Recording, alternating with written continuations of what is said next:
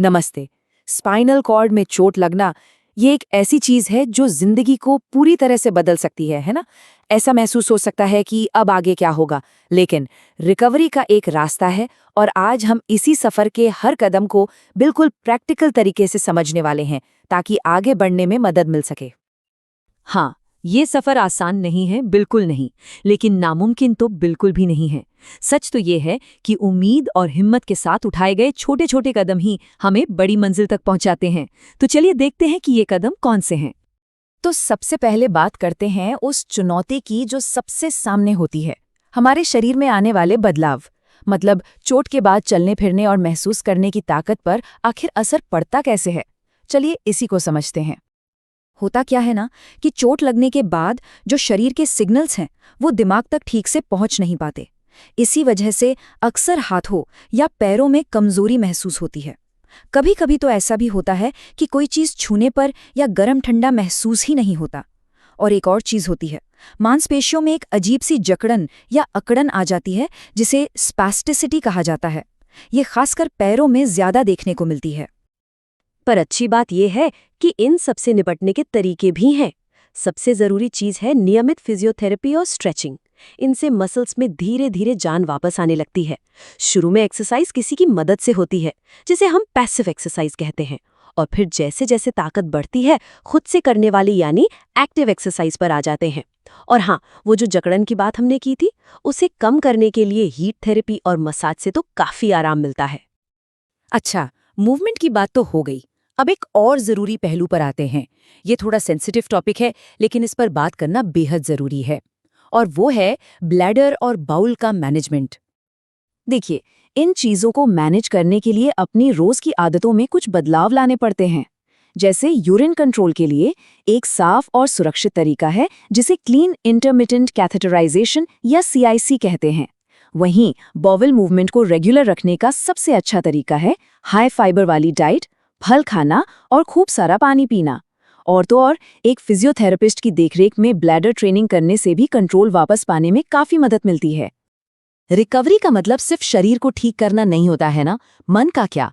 चलिए अब उन भावनात्मक और मनोवैज्ञानिक पहलुओं पर बात करते हैं जो बहुत जरूरी हैं पर जिन पर अक्सर ध्यान नहीं जाता। ये बहुत स्वाभाविक है। जब शरीर साथ नहीं दे रहा हो तो मन उदास हो ही जाता है। जिंदगी में इतना बड़ा बदलाव आता है तो डिप्रेशन, घबराहट या आत्मविश्वास में कमी महसूस होना बहुत आम है।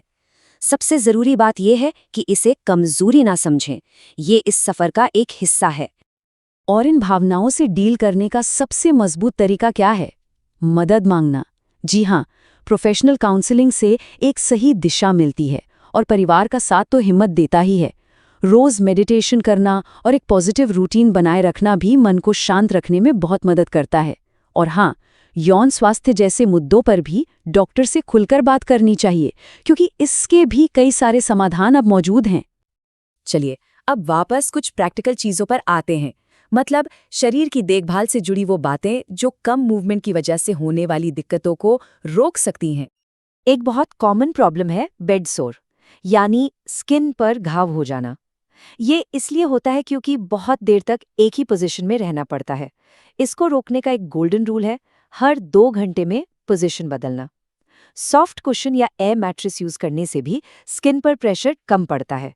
और रोज अगर ट्रंक कंट्रोल वाली एक्सरसाइजेस की जाए तो बैठने का बैलेंस और पोस्चर दोनों सुधरते हैं। अब एक आखिरी चुनौती की बात करते हैं। ये एक बहुत ही अलग तरह का दर्द है जो स्पाइनल कॉर्ड इंजरी के बाद अक्सर महसूस होता है। इसका नाम है न्यूरोपैथिक दर्द। अब ये कोई मसल्स का दर्द नहीं है, ये होता है नसों के डैमेज होने की वजह से। इसमें ना एक जलन, चुभन या झुंझुनी जैसी फीलिंग आती है, खासकर पैरों में। ये समझना बहुत जरूरी है कि ये शरीर का एक सिग्नल है और इसका इलाज भी बिल्कुल अलग तरह से किया जाता है। तो फिर इसे मैनेज कैसे करें? इसके लिए कई चीजें एक साथ काम करती हैं। सबसे पहले तो डॉक्टर जो दवाएं देते हैं वो नसों को शांत करने के लिए होती हैं। फिर कुछ थेरेपीज हैं जैसे टेंस थेरेपी, जिसमें हल्के इलेक्ट्रिक सिग्नल से दर्द को ब्लॉक किया जाता है। ये भी काफी काम आती है। और इन सबसे ऊपर है धैर्य, क्योंकि जैसे जैसे रिहैबिलिटेशन आगे बढ़ता है ये दर्द भी धीरे धीरे कम होने लगता है। तो कुल मिलाकर बात क्या है? बात यह है कि रिकवरी एक मैराथन की तरह है। कोई 100 मीटर की दौड़ नहीं। इसमें वक्त लगता है, और हर छोटा सुधार, चाहे वो बस एक उंगली का हिलना हो या बिना सहारे के कुछ पल बैठ पाना, हर एक चीज एक बहुत बड़ी जीत है। और अब आखिर में एक सवाल।